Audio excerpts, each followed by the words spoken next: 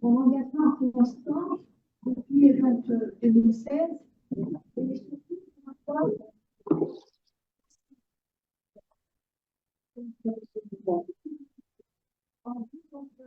d'avoir une conclusion pour voir. Donc, dire, nous, les fondateurs,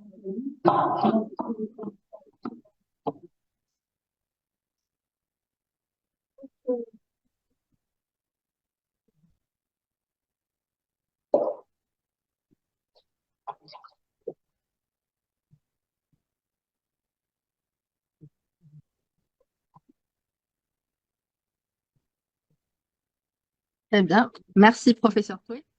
À mon tour, je remercie professeur Atto de nous avoir assisté à cet événement.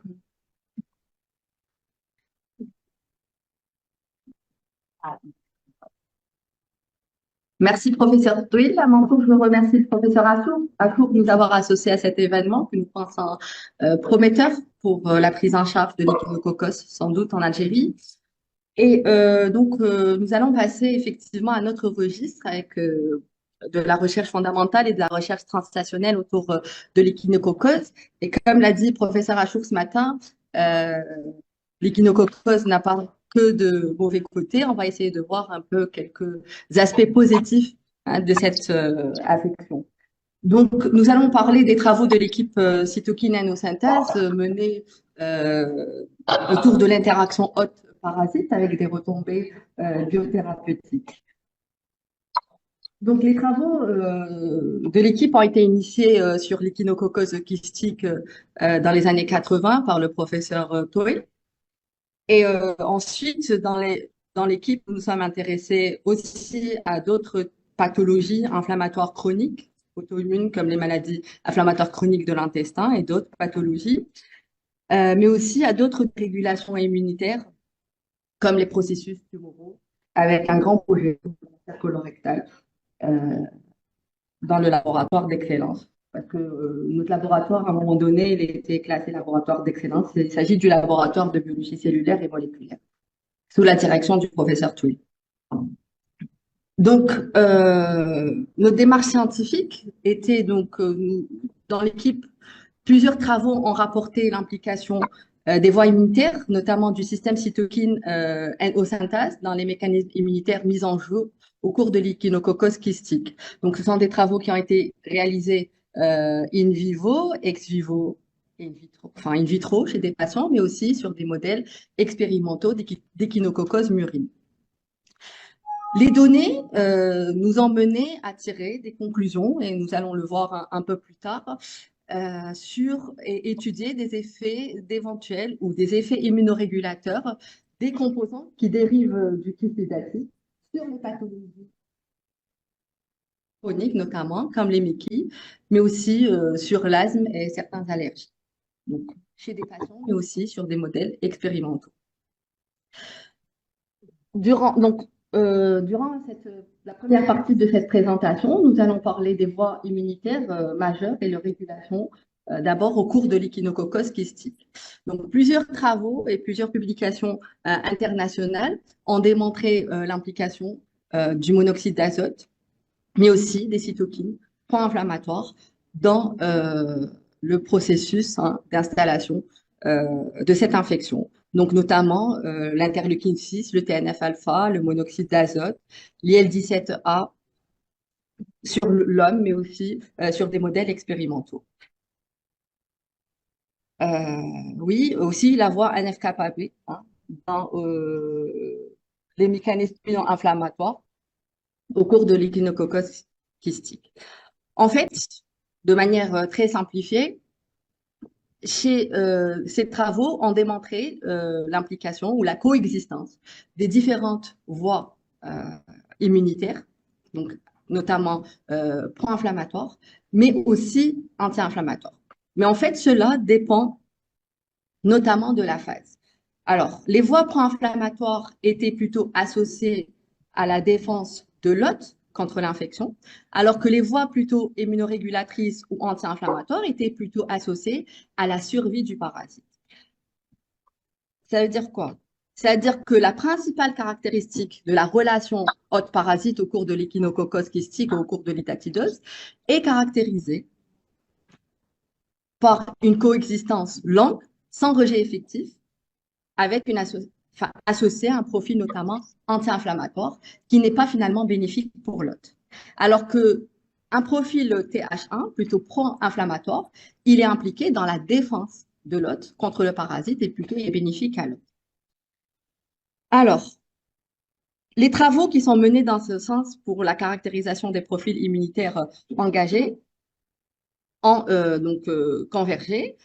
Et en fait, par la suite, l'objectif était de caractériser ou d'identifier les composants du kyste qui étaient associés à ces effets.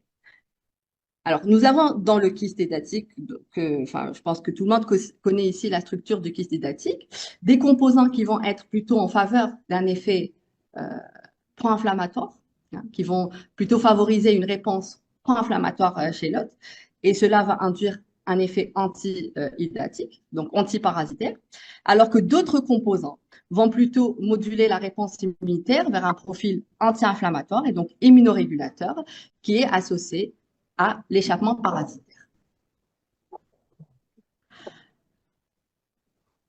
Très bien. Donc, ce travail en particulier, il a démontré que la membrane lamellaire du kyste hydatique avait un effet protecteur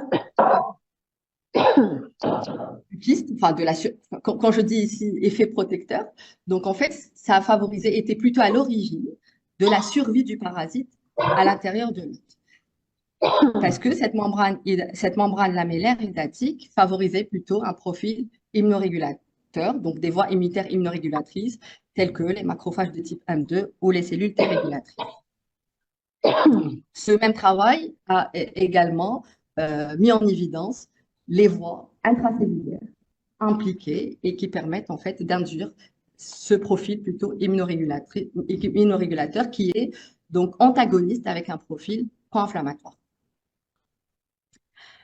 Donc, à l'issue de ces travaux et de ces résultats, nous nous sommes posé la question, avec l'essor de la théorie hygiéniste, est-ce que ce parasite ou les composants de ce parasite, ou est-ce que, donc plutôt comme première théorie, est-ce que l'exposition en elle-même, comme l'Echinococcus granulosus, ou à ses dérivés larvaires, pourrait induire un effet bénéfique, donc protecteur ou plutôt, ou curatif, au cours des maladies inflammatoires chroniques, des maladies auto-immunes et certaines allergies. Donc, il y a une théorie qui est rapportée dans la littérature qu'on appelle la théorie hygiéniste, selon laquelle une réduction de l'exposition dans l'enfance aux infections, aux composants microbiens et parasitaires dans les pays industrialisés induit une diminution de la maturation du système immunitaire dans l'enfance et donc une augmentation de la prévalence des maladies allergiques, auto-immunes, inflammatoires, mais pas que, mais aussi de certains cancers. Alors, en fait, ça veut dire quoi? Ça veut dire que dans les pays où les populations où les enfants ont été exposés dans leur enfance à des allumettes sont plutôt protégés, hein. Leur système immunitaire va avoir une maturation qui est différente et ça va les protéger dans le futur contre d'éventuelles maladies inflammatoires chroniques, auto-immunes ou même certains cancers. Donc, cette hypothèse a été confortée par plusieurs travaux épidémiologiques, mais aussi expérimentaux, euh, sur d'abord des modèles animaux expérimentaux, hein, où on a démontré que l'infection par certains helminths, euh, comme le schistosome, mais aussi d'autres helminths, hein, pouvaient protéger contre certaines maladies inflammatoires chroniques comme les MICI, mais aussi l'encéphalomyélite auto-immune, le diabète de type 1 et aussi la polyarthrite rhumatoïde. Il y a eu aussi des essais cliniques, hein, sur des patients qui sont atteints de maladies auto-immunes où des larves ont été inoculées, euh, où il y a eu vraiment des résultats cliniques intéressants par rapport à la maladie de Crohn, à la sclérose en plaques, mais aussi la maladie cœliaque et le diabète de type 1. Dans cette deuxième partie donc, de cette communication, nous allons nous intéresser à nos travaux qui, qui ont eu pour objectif donc, de vérifier si nos observations sont en faveur de l'hypothèse de la théorie hygiéniste ou de la théorie hygiéniste, où on a eu à évaluer l'implication d'une infection par le parasite Echinococcus granulosus dans la modulation ou l'immunorégulation des réponses inflammatoires au cours de modèles pathologiques à caractère inflammatoire. Le premier modèle, cette étude a démontré un effet immunomodulateur et protecteur in vivo de l'infection Echinococcus granulosus au cours d'un modèle expérimental de colite, notamment aiguë, où nous avons démontré une amélioration des symptômes cliniques, donc des paramètres macroscopiques, mais aussi une amélioration à l'échelle locale, donc même du score histologique de cette colite. Mais aussi, cette infection a permis également de réduire les marqueurs inflammatoires de la colite et d'induire plutôt un profil immunorégulateur chez ces animaux.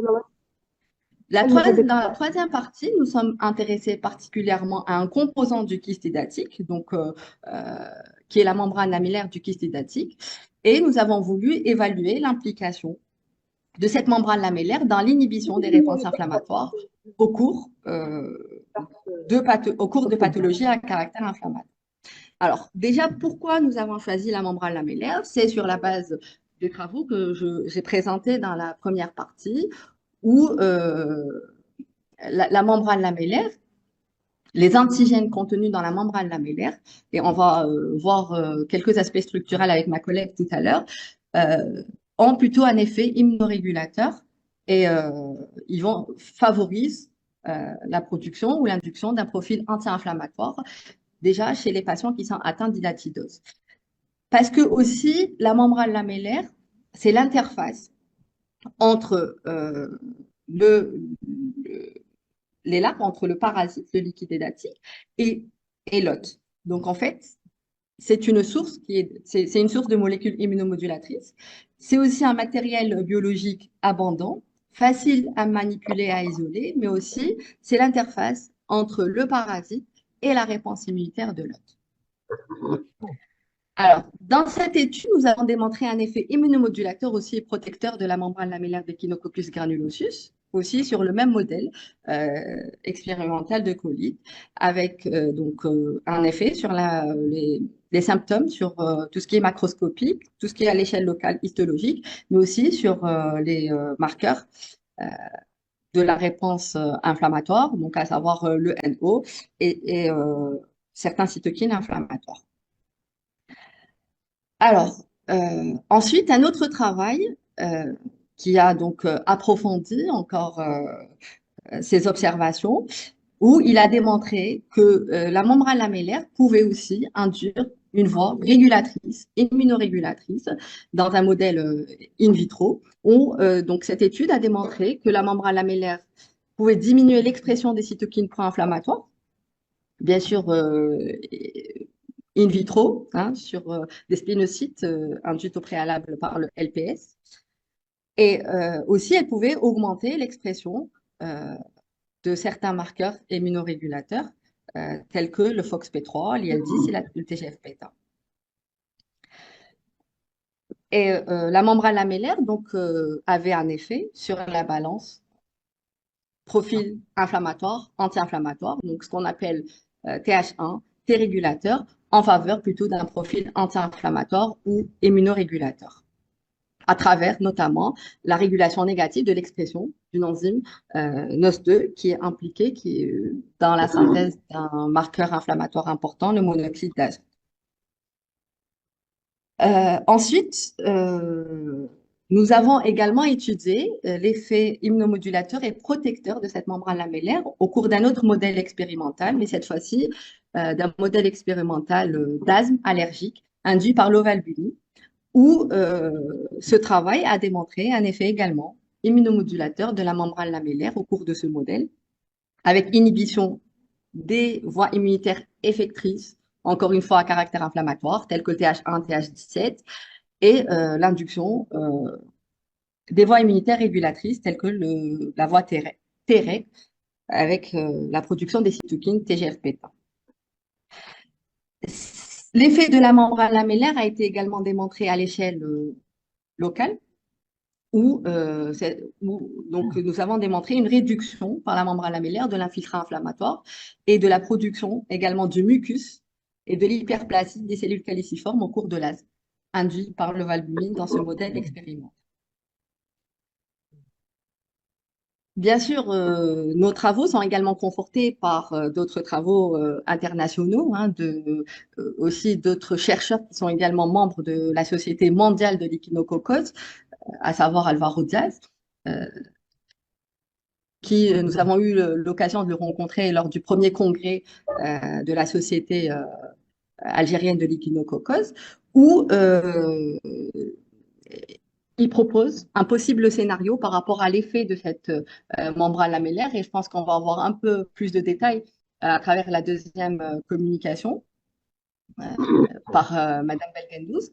Et donc, Alvaro Diaz propose donc en fait, que l'effet de cette membrane lamellaire passerait probablement par les mucines, hein, parce que c'est la structure biochimique de cette membrane lamellaire est plutôt composée par euh, des mucines, hein, notamment au glycane. Et donc, probablement, cet effet immunorégulateur passerait probablement par l'action de ces mucines et de certains motifs moléculaires contenus de ces mucines qui pourraient activer les cellules immunitaires du système immunitaire inné, mais aussi adaptatives, pour induire des réponses anti-inflammatoires et immunorégulateurs. En conclusion, ces travaux ont mis en évidence un potentiel effet immunoprotecteur et thérapeutique de la membrane lamellaire au cours des maladies inflammatoires chroniques, et comme proposition donc d'helmintothérapie, avec un effet inhibiteur sur les voies immunitaires majeures, effectrices, telles que la TH1, la TH17 et le système M1-NOS2, et un effet activateur des voies régulatrices, telles que notamment le système M2 arginase. À l'inverse, plutôt les cytokines ou le profil pro-inflammatoire ou les cellules effectrices immunitaires à caractère pro-inflammatoire, ou les molécules pro-inflammatoires telles que l'interféron gamma, ou même un anticorps dirigé contre certaines molécules anti-inflammatoires comme l'IL4, pourraient représenter des candidats biothérapeutiques d'intérêt au cours de l'échinococcose kystique. Aussi, ces biomarqueurs pourraient avoir un intérêt majeur dans le monitoring et le suivi des patients qui sont atteints d'échinococcos, parce que ces mêmes travaux ont démontré que certaines molécules pro-inflammatoires telles que l'interféron gamma ou l'IL-17A étaient associées à un bon pronostic. Donc, si les patients avaient une forte expression de ces molécules, présenté plutôt un bon pronostic, une bonne réponse à la chirurgie et moins de récidives. Alors que les patients qui avaient plutôt une forte expression de certaines molécules ou de certaines cytokines des voies anti-inflammatoires comme l'IL-4 présentaient un mauvais pronostic avec plutôt beaucoup plus de récidives. Ce qui conforte ou est concordant avec la communication du professeur Achour, donc ce qu'elle avait présenté par rapport aux patients qui étaient immunodéficients et qui étaient atteints d'HIV, qui présentaient beaucoup plus de récidives. On ne sait pas si c'est vraiment beaucoup plus de récidives par rapport à des patients qui sont indemnes d'infection. Alors, plusieurs travaux sont également en cours et d'autres ont été que je n'ai pas présenté ici et qui ont fait l'objet de publications récentes, notamment l'effet immunorégulateur et protecteur de la membrane lamellaire au cours d'autres pathologies comme l'uvéite auto-immune, où la publication vient de sortir, sur la polyarthrite rhumatoïde aussi, où il y a une publication qui est sortie récemment. Et d'autres travaux sont en cours avec la mise en évidence et la caractérisation des biomolécules qui sont responsables, qu'on pourrait purifier à partir de la membrane lamellaire et avec l'évaluation de leur effet immunorégulateur, curatif ou protecteur direct sur les modèles utilisés. Donc, ces travaux ont fait l'objet, ont bénéficié de plusieurs publications, mais aussi prix internationaux. Dans certains sont vraiment de grands prix, notamment la caractérisation pour la première fois ou la mise en évidence pour la première fois en 1997 de l'interféron gamma dans le sérum des patients qui sont atteints d'hidratidose. Et tous les sujets, donc nous travaillons dans l'équipe en respectant les règles de bioéthique. Tous les sujets, on donne leur consentement libre et éclairé. Et nos projets sont également évalués et validés par des comités de bioéthique. Voilà, donc ça, c'est une photo récente de l'équipe cytokine nanosynthèse qui a été dirigée par le professeur Noël Bourgoin. Je vous remercie pour votre attention.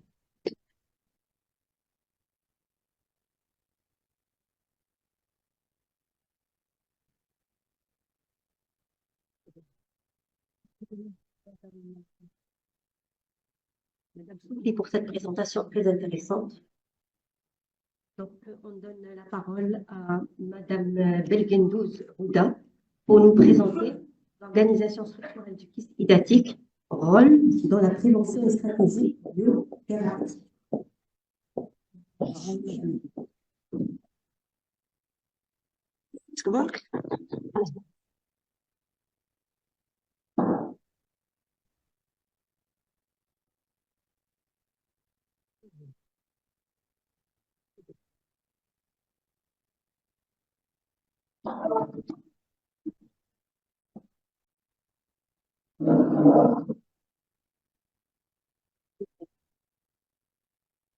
Bon, alors, bonjour, chers collègues, chers maîtres. Je suis honorée d'être présente parmi vous aujourd'hui. Alors, je vais présenter un autre aspect des travaux de notre équipe. Donc, la suite de ce qu'a présenté Dr Soufli. Donc, toujours les travaux sous la direction de professeur Toulboukofa qui ont été organisés dans notre équipe. Donc, moi, je vais parler d'un autre aspect. Donc, un peu, c'est l'organisation structurale du kyste hydatique avec quelques retombées en prévention et en stratégie biothérapeutique. Alors, ici, je n'ai pas besoin de vous reprendre la structure du kyste, mais j'ai bien aimé qu'ils aient mis l'Algérie comme pandémique sur le kyste hydatique. Donc, quand même si nos statistiques ne reflètent pas la réalité, mais quand même, on est considéré comme un pays endémique du kyste hydatique. Voilà. Donc, ça, c'était juste pour souligner le fait que quand même, on est considéré comme un pays où l'hydratidose est plutôt précoce, l'échinococcose hydatique. Là aussi, je n'ai pas besoin de vous rappeler la structure du kyste. Donc, on a différentes parties. Nous avons la partie liquididatique dans laquelle baignent les vésicules filles et les protoscolex. Nous avons la membrane germinale, la membrane lamellaire et l'adventice. Alors, la réponse immunitaire aussi a été largement décrite par ma collègue. Donc, nous avons la réponse qui est considérée comme étant protectrice par la voie TH1. Nous avons aussi la réponse TH2, Treg, qui est plutôt en faveur du développement du parasite et qui va justement induire les anticorps qui nous servent dans le diagnostic et le suivi des patients. Et justement, ici, je ne suis pas spécialiste du diagnostic, mais quand même la sérologie joue un rôle non négligeable, du moins dans la confirmation du diagnostic de l'échinococose idatique. Alors, généralement, les anticorps sont dirigés contre des protéines et le kyste est très, très riche en protéines. Justement, donc les tests qui soient hémagglutination indirecte, ELISA indirecte, immunoblotting ou test d'immunochromatographie qui a été établi aussi récemment. Donc, tous ces tests sont basés sur la recherche d'anticorps, généralement type IgG, dirigés contre les protéines du parasite ou différentes parties du parasite. Et c'est ce qui est l'outil qui est utilisé en pratique par les praticiens. Voilà, donc nous avons différents types d'anticorps qui sont produits ou induits par le parasite et qui peuvent être induits par différentes composantes du parasite que nous allons voir tout à l'heure.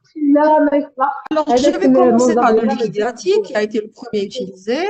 Donc, quand vous voyez ici, nous avons, vous voyez plein de bandes. Tout ça, c'est des protéines différentes qui font partie du liquide diurétique.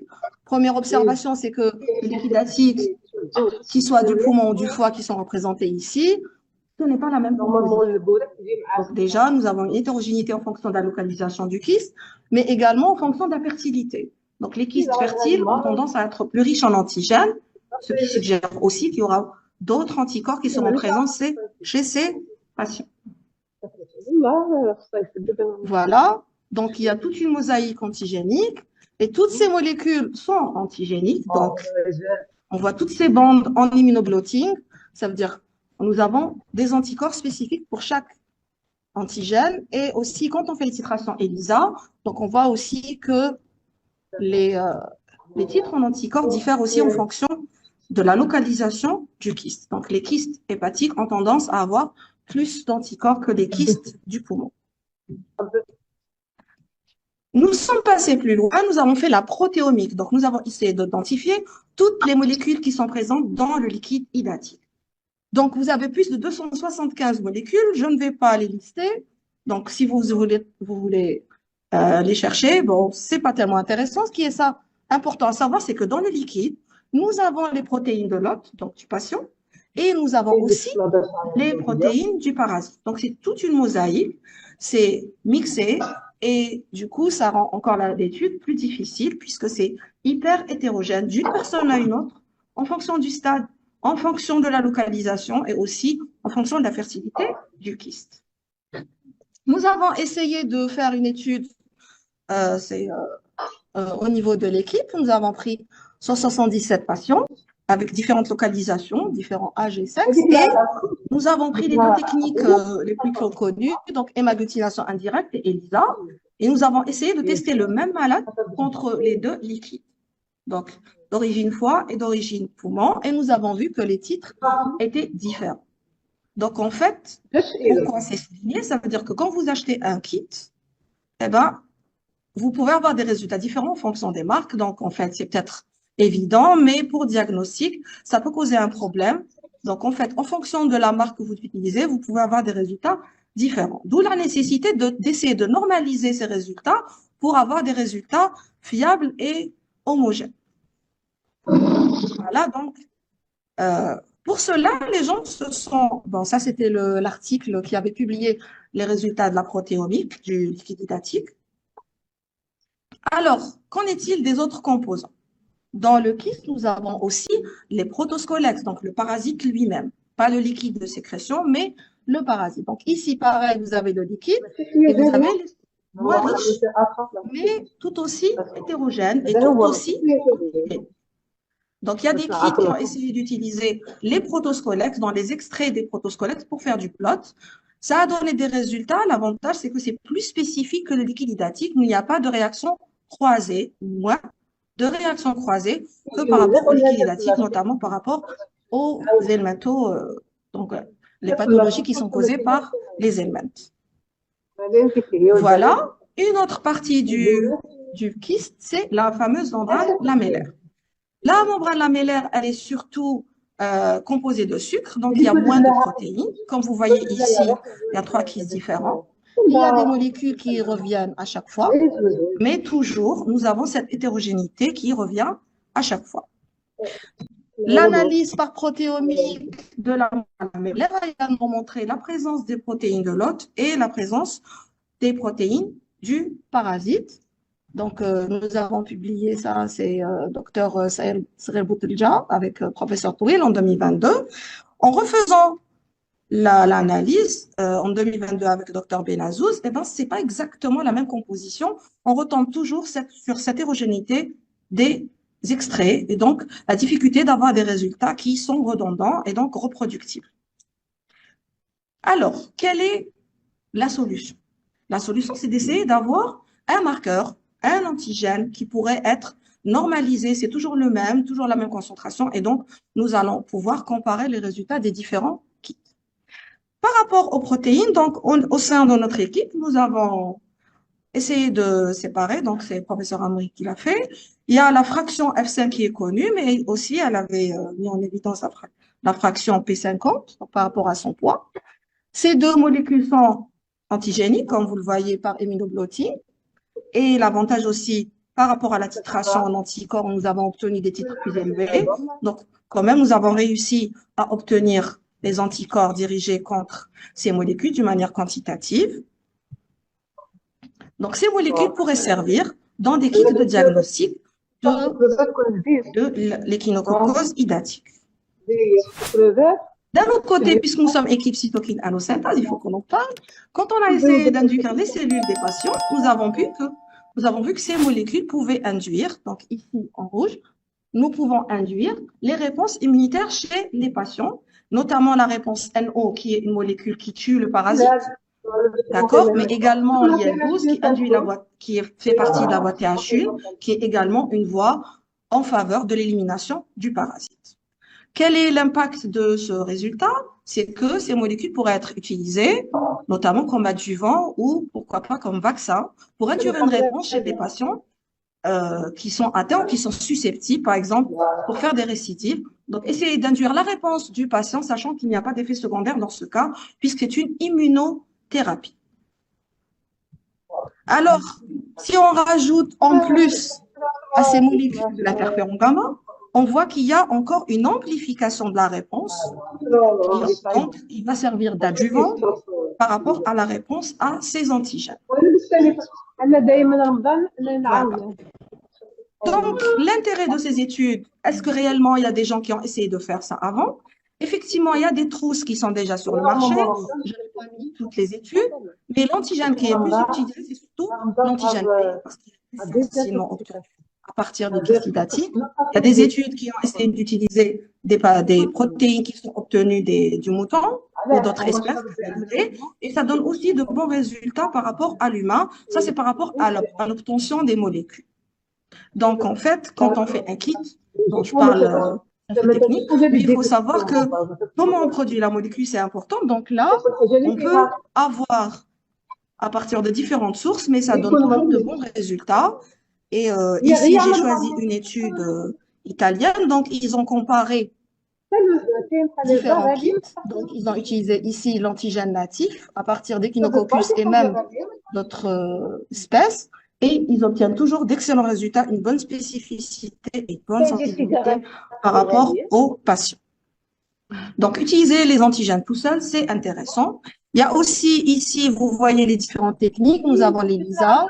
Vous avez ici, c'est l'immunochromatographie, donc test. Et vous avez aussi le plot.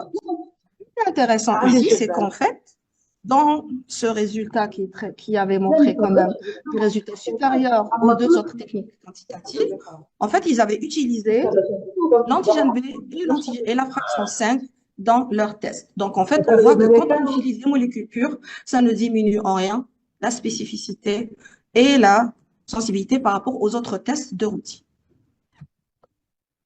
Voilà. Donc, j'avais parlé de l'utilisation d'adjuvants ou de vaccins dans l'hépatite 2, ce n'est pas une invention.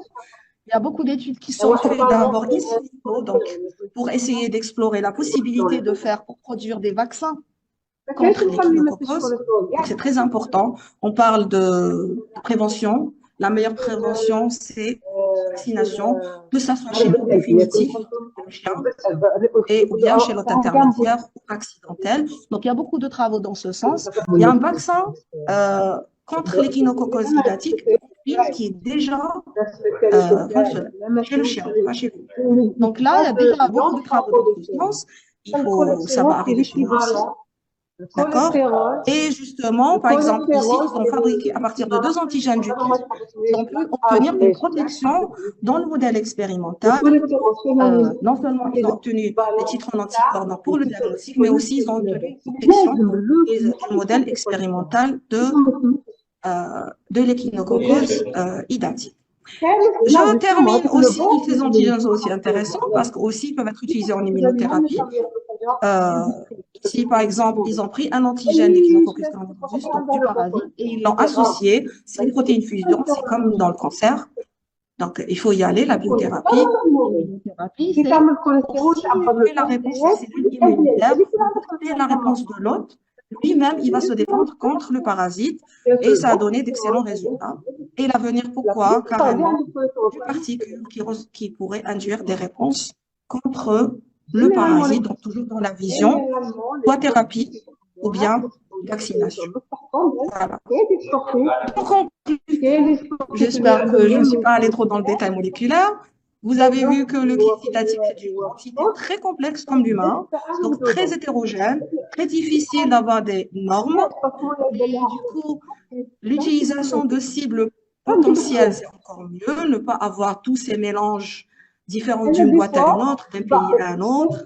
Essayer d'avoir des molécules bien précises, avec des titres bien précis, normalisation des résultats. Et aussi, pourquoi pas, des stratégies qui vont utiliser la réponse immunitaire du malade lui-même, comme l'immunothérapie dans le cancer, pour que le malade lui-même se défende contre le parasite. Et c'est ça qui dans le futur, donc éviter les effets secondaires des drogues et aller vers des vaccinations pour éviter complètement les récidives. Voilà. Et je remercie pour terminer tous nos collaborateurs chirurgiens. Et donc, nous avons professeur Achour Ababloued, nous avons professeur Miskouri à Mustafa et également professeur Stris à Bietalia. Et je termine en vous remerciant pour votre attention.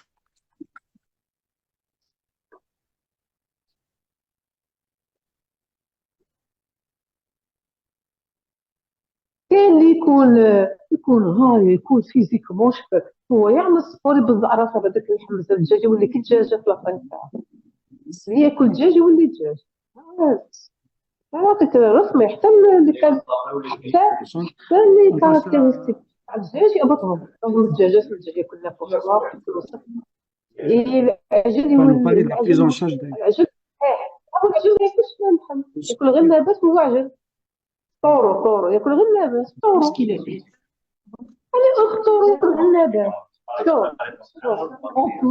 شوف الانرجي تاعنا من محمد الا حبيت تصحى محمد جايب هاد المعلومات عليا الا حبيت تصحى جيب المعلومات تاعك من نبات لنا نجيبوا لنا من نبات. Merci, professeur Achour.